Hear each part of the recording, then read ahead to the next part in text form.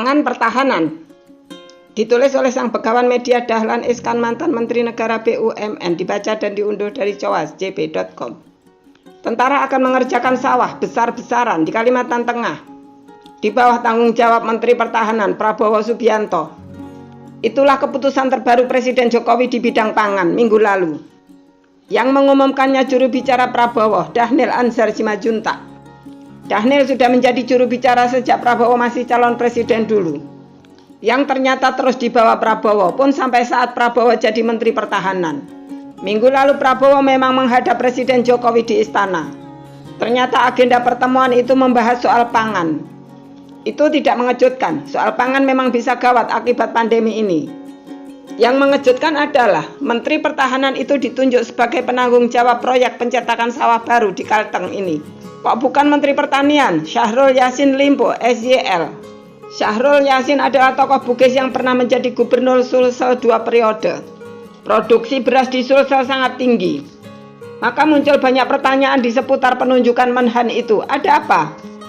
Bagi orang Bugis, ini siri, tulis Jainal Bintang di blog pribadinya. Bintang adalah tokoh Bugis di Jakarta. Ia politisi Golkar, bintang film, dan wartawan senior, kakak kandung Ilham Bintang. Saya kenal lama dengan Bintang. Pernah satu asrama di Wisma Seni Taman Ismail Marzuki, Jalan Cikini Raya, Jakarta. Saya 3 bulan tinggal di Wisma Seni itu. Saat magang menjadi wartawan di Tempo. Bintang sudah jadi bintang film, tinggi, besar, ganteng, berkumis rapi. Bintang kami angkat sebagai kepala suku di situ. Ia masih tetap di Wisma Seni ketika saya kembali ke Samarinda. Tapi SYL tenang saja, komentarnya di media sangat datar. Tidak ada perasaan tersinggung atau terlangkahi. Tidak ada siri, saya hanya bisa menduga-duga. Mungkin Presiden Jokowi menilai Prabowo punya kapasitas di bidang pertanian.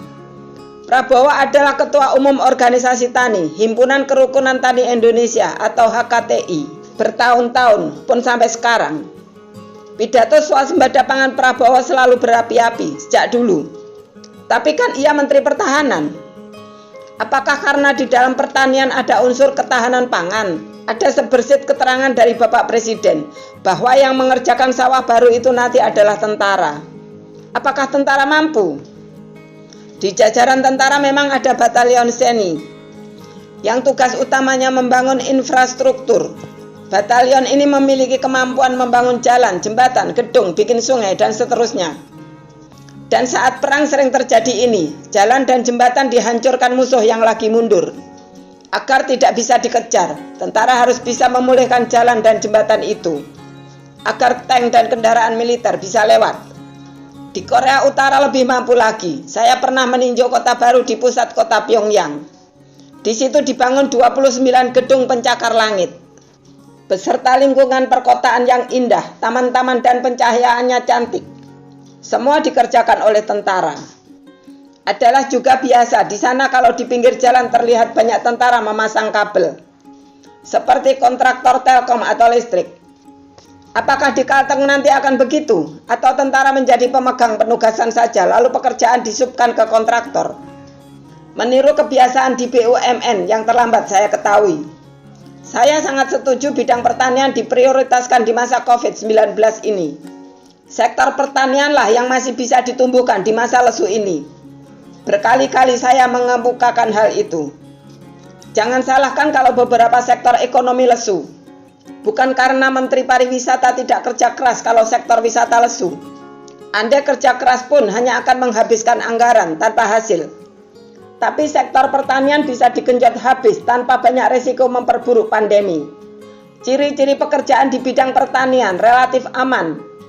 Bisa dikerjakan dengan jaga jarak di udara terbuka di bawah terik matahari. Tapi kenapa buka sawah baru di Kalteng?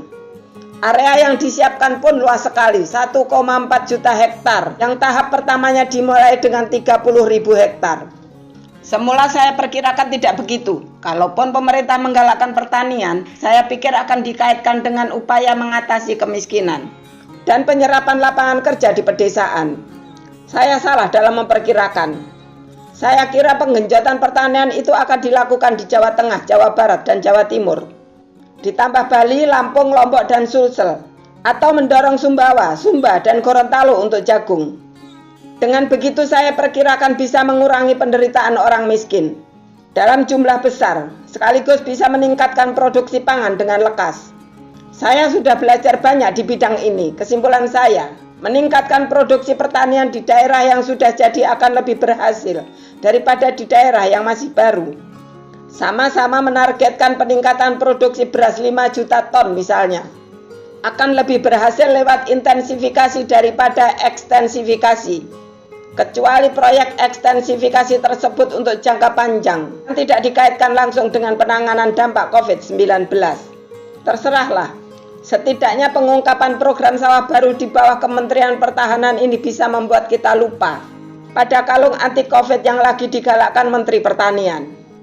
Kemana-mana SYL mengenakan kalung anti COVID-19. Termasuk ketika ke DPR, sampai-sampai ada anggota DPR yang memintanya melepas kalung itu.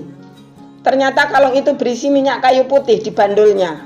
SYL yakin itu bisa menangkal COVID-19. Keyakinan itulah yang banyak dipersoalkan orang. Bisa-bisa masyarakat mengikuti jejak SYL, padahal tidak ada dukungan riset ilmiahnya. Tapi SYL sangat pede, kampanye kalung itu ia anggap sebagai bagian dari tugasnya sebagai Menteri Pertanian. Maksudnya, bukankah pohon minyak kayu putih itu hasil budidaya tani?